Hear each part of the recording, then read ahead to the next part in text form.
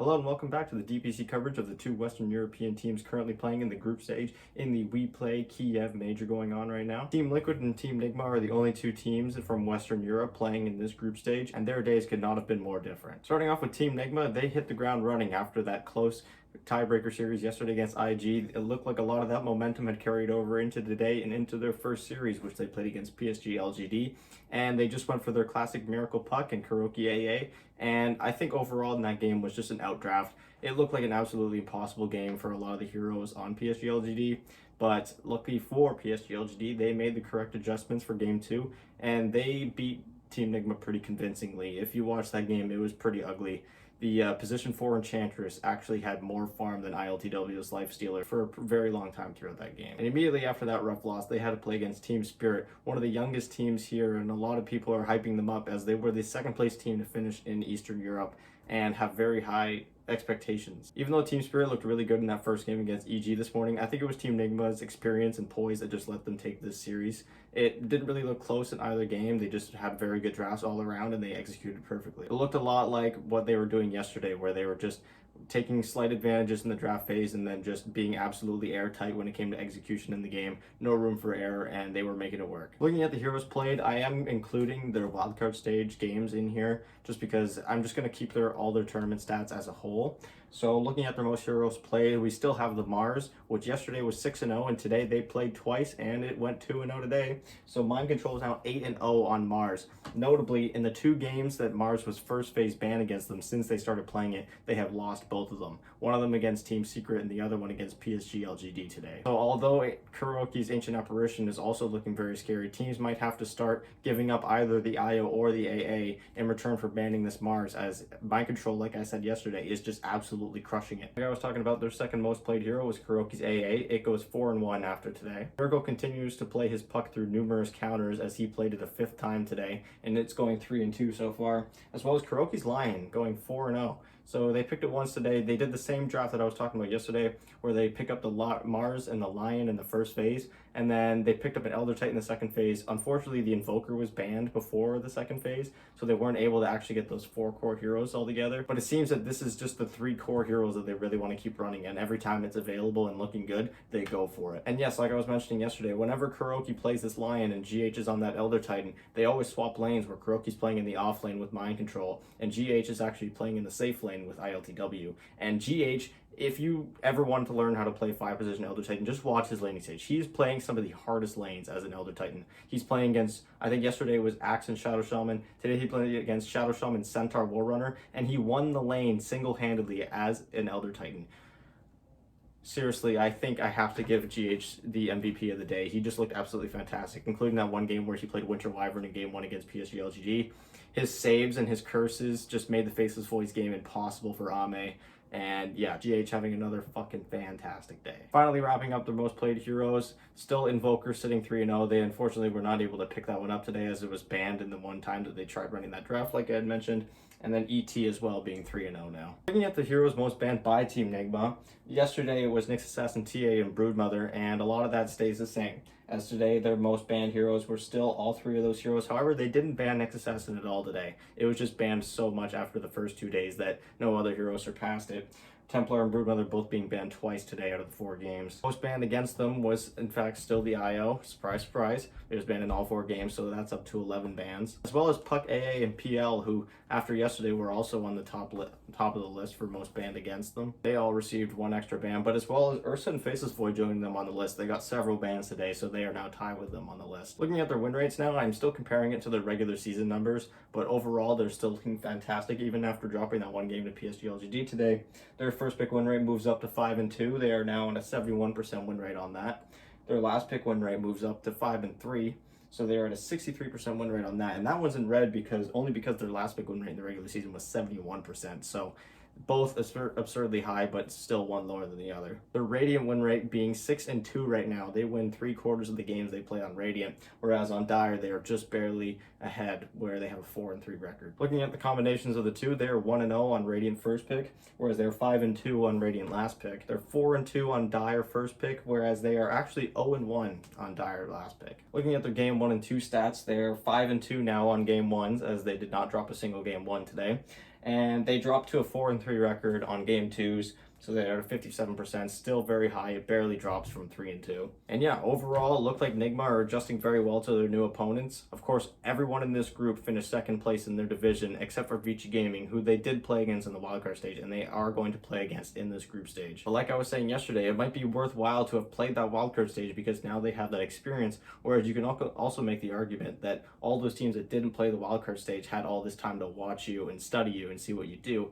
And you can really have a debate about what's more valuable, the experience or the time to watch. For Team Nigma, it really seems like the experience is really what's been helping them out, as they've been playing with so much momentum and so much emotion. It's been honestly another great day of Dota. Besides that one loss to PSG LGD, which was pretty ugly, especially on ILTW's part, they've just had a very clinical day of Dota. Now as we jump into our second Western European team of the group stage, we're going to be looking at Team Liquid, but first we're going to be looking at the standings, because as a matter of fact, the standings happen to split themselves perfectly in half, with 4 teams with an exact 3-1 record, just like Nigma, and another 4 teams with a 1-3 record, exactly like Liquid. And it's funny because looking at the teams that Liquid has played, they actually split the series against one of the top teams of the division, whereas Team Liquid split their series against one of the lower ranked teams of the division, Beast Coast. The road ahead does not look any easier for Liquid too, as they have still yet to play 3 of the teams in the top half of the division thus far, and only 2 left that are tied with them. Still, though it is early, they have only played 2 of their 7 series, so they have lots of time to recover. However, it is a little bit alarming because in the regular season, they were really known for winning their game 1s and really just starting off strong and then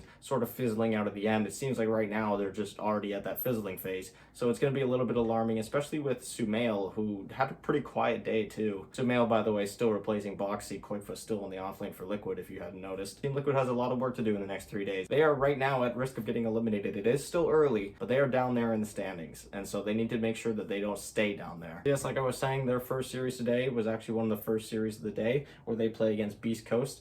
They lose that first game, and it did not look very close at all. Beast Coast just looked like they had a way better draft. It seemed like they really knew that they were playing against Liquid. They banned out key heroes like Hoikva Slardar, Taiga's Enchantress, and it really looked like they had their number. Luckily, Liquid were able to win game 2 of that series, but then moving on right after, they played against Vici Gaming, where they just looked outclassed. It looked exactly like how Team Secret was playing yesterday, where they just looked like they were not winning drafts and they were not winning games. They were really trying to stick with this Templar Assassin and Phantom Assassin type draft and really not putting Sumail on these tempo type heroes, which he is very well known for. So I really think this bad day of Dota for Liquid really does come down to the draft. I think they are straying away too far from what they're good at, not necessarily for the rest of the team so much as just for Sumail. I think it would really benefit them to try and continue to play around Sumail. He was really the hero that they were prioritizing a lot in the regular season. They're putting a lot of net worth on him, but he was still playing these tempo setting heroes like Leshrac, where he only played that once today, but he played TA twice. I really think if they want to start winning, they really got to start putting Sumail on some sort of spirit hero or some more tempo setting heroes. Again, he played Leshrac once today. I would love to see more of that. Any sort of hero that can make plays while also pressuring and flash farming at the same time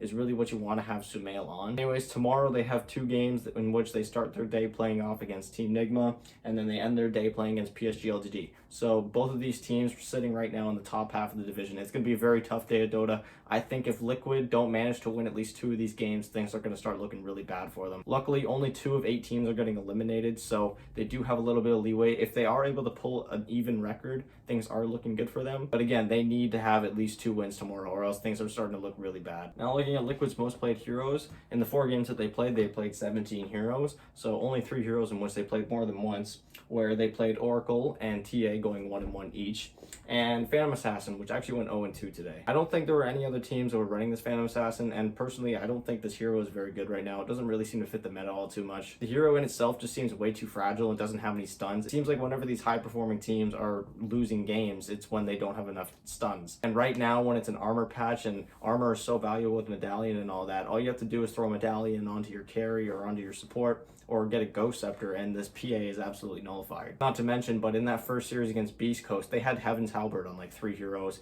as well as Ghost Scepters, and like I was saying, Medallions. Phantom Assassin ended up with a Rapier at the end of the game to try and make the comeback, but wasn't even able to hit anybody, and just died, and it was GG. Yes, like I was saying, I think this really is more of a draft issue for Liquid. I think if they're able to solve their draft issues and maybe get themselves into a better hero pool for the 1 position and the 2 position, I think they're setting themselves up for great success.